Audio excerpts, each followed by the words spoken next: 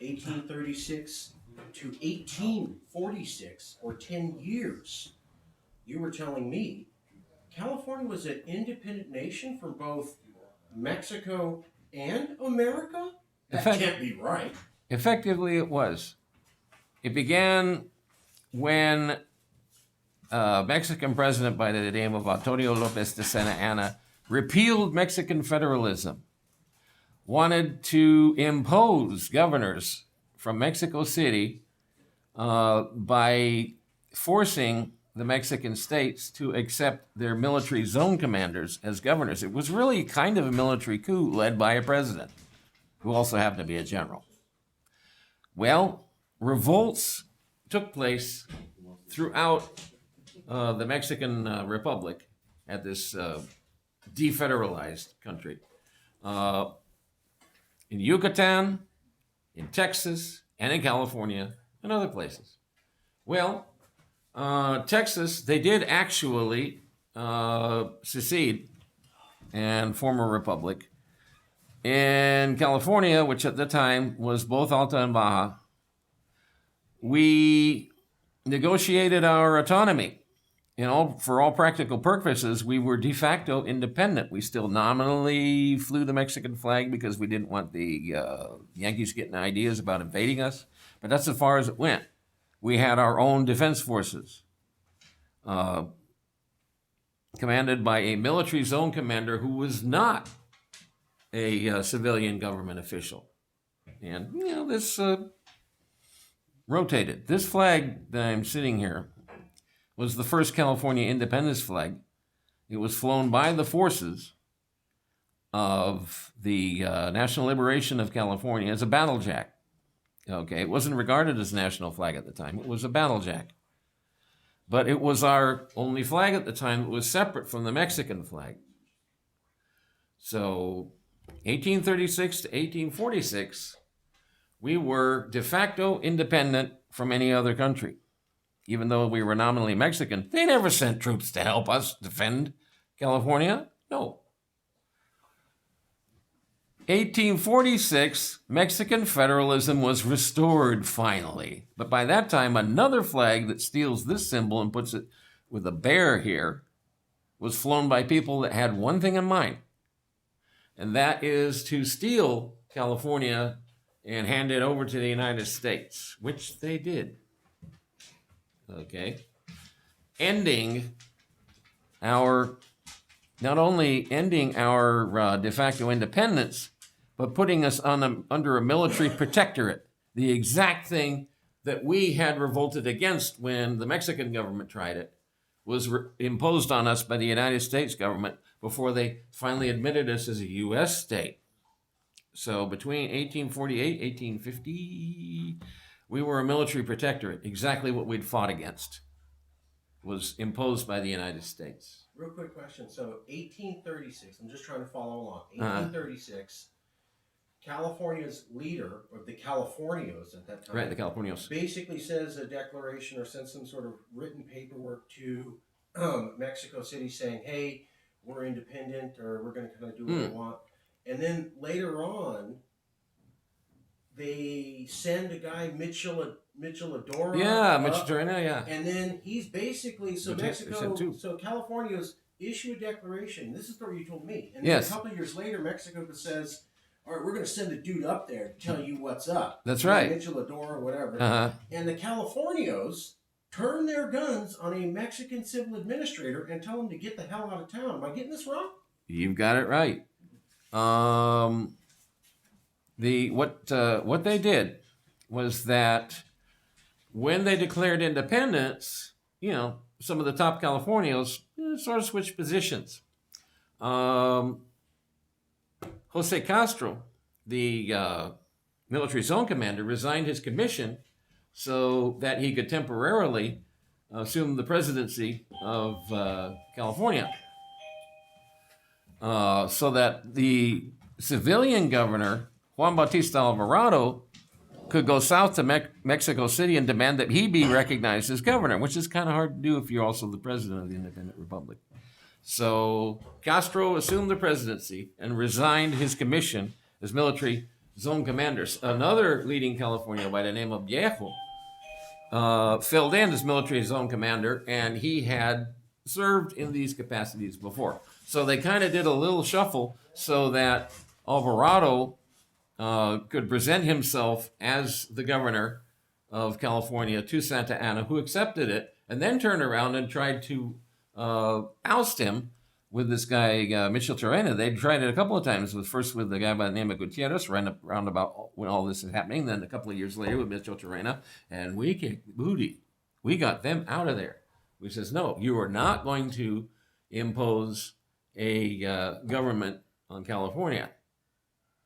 And one thing I'd like to note is that before this whole thing with the revocation of Mexican federalism, there was a decree secularizing the mission lands. And immediately, the governor at that time, by the name of Figueroa, wrote a regulation on how to return mission land to the indigenous Californians who were working it at the time. They had already been freed from serfdom, okay, with the independence from Spain very quickly thereafter. But what about all these mission lands? So the mission lands were put up. The Monterrey Junta, the ones who had fought for to return the mission lands to those from whom they had stolen, were the same people that led the independence movement. In SoCal at the time, in Los Angeles in particular, they resisted independence because they resisted giving these lands back because they wanted them for themselves, and they got it. Let me ask you just a clarifying question, because I'm trying to follow along. This is history that they don't teach Californians at all. Right. So you're saying 1836, 1846, there were two types of Californians in the Californios. Right. And while they were giving back mission, so Mexico got rid of Spain. Right. California was technically under their control. The mission program was over. However, the question in California was what to do with the mission land. There were two types of opinions in California amongst the Californios. Yes. The Californios who were against returning mission land to the indigenous were also against or did not help in the fight against the American invaders in 18... No, they were against independence. Yes, that's what I mean. They were against independence from Mexico. Right. Okay, yeah. So and they were fighting over it, north and south. Right, and the Californios that wanted independence from Mexico were the same ones saying, give the mission land back to the indigenous? That's right. Okay. They had been saying that since before the whole thing that caused the independence thing, that is to say the revocation of federalism, came up. They had been in the process of trying to return the mission lands to the indigenous Californians, which was resisted here because people like Lugo and Sepulveda and Pico wanted the land for themselves. They wanted big land grants. They got them, by the way. That's why there's the Lugo Rancho, etc. Okay. So that was kind of the division at the time, and they were getting ready to fight one another. They were actually getting ready to fight one another, and here comes the U.S. invaders right during that. Okay. The capital of California was moved from Monterrey to L.A. when Pico won the election.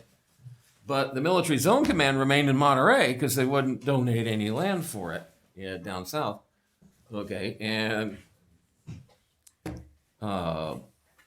Pico tried to fire Jose Castro. Jose Castro said that, no, I wasn't appointed by you, so you can't fire me. I am an officer of the Mexican army. You can't fire me. So they were getting ready to fight one another. And right during that time, they received, the Yankees are coming. The Yankees are coming. We better do something. And that was at that point that they had to put aside their differences and fight against the folks that put this flag up. Okay. You mean the bear flag? The bear flag. Okay.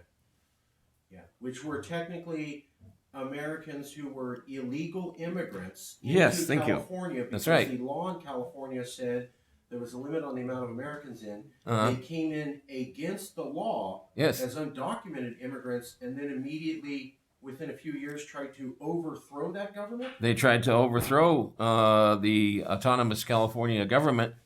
And what did the Mexican government do for us? Here's what the Mexican government did for us. We fought and we lost against the U.S. Army. We signed an armistice, a ceasefire, that said, okay, we'll stop fighting you. Just leave us alone to do our own thing, which, while they were figuring that one out, the larger U.S.-Mexican war was going on. And Santa Anna basically said, we recognize United States rule over California. It wasn't his to recognize. It would be like the Chinese saying, well, okay, you can have Taiwan. Right. At a time when they're not administering Taiwan.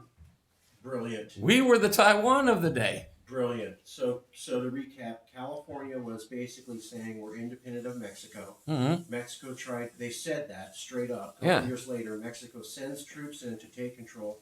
California's kicked those people out. Right.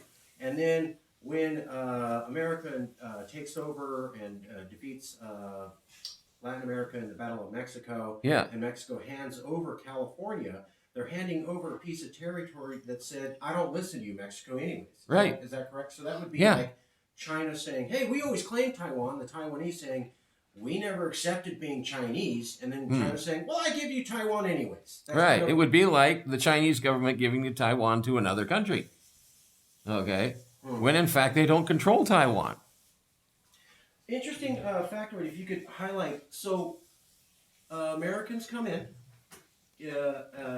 And they come in, they take over the area, they have an armistice saying we're not going to shoot with the Californios anymore. Mm-hmm. Now, on that document that was signed by the American general in California at the time, and the California representative, yes, wasn't that California representative on that legally binding document appointed by the head of a independent state? Basically. Does that not mean that the American government signed a legal document with a independent state appointee, thereby recognizing the independent state? Yes. It's like, It's, I love international law. Yes. Well, it was an armistice. It was a ceasefire. It wasn't a peace treaty. It's like between the Koreas. Sure, but that's what they called it. Right. And I imagine the guy with more guns who shot up more people gets to choose what they call the legal document. Yeah. So America could have easily said, well, it's a peace treaty. They chose to call it an armistice? Is that fair? Well, basically, it's a ceasefire. Okay. Sure. It ended the war here. Yeah.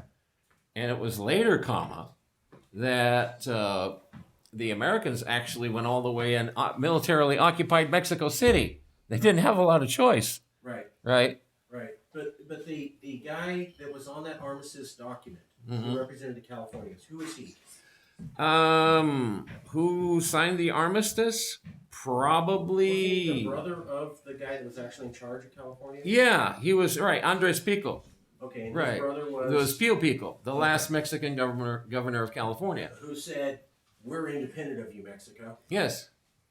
So, under international law, we have a country that said in writing, we're independent of you, Mexico, then militarily forced out Mexican control, making it de facto independent for 10 years. Yes. Then it was invaded by America. But when America signed the document, the party that they chose to say, hey, you represent the authority of this region was not any Mexican official, but actually officials from a de facto independent state. Is that correct? It wasn't, well, technically the... Andres Pico was the military zone commander for California, but he wasn't appointed by the Mexican government. They accepted his appointment by the California government. Okay? Because we were always adamant that no military zone commander should ever be in charge of the government. Okay? Civilian control over the military has always been a strong point with us, along with returning land to the indigenous Californians. It's always been with us.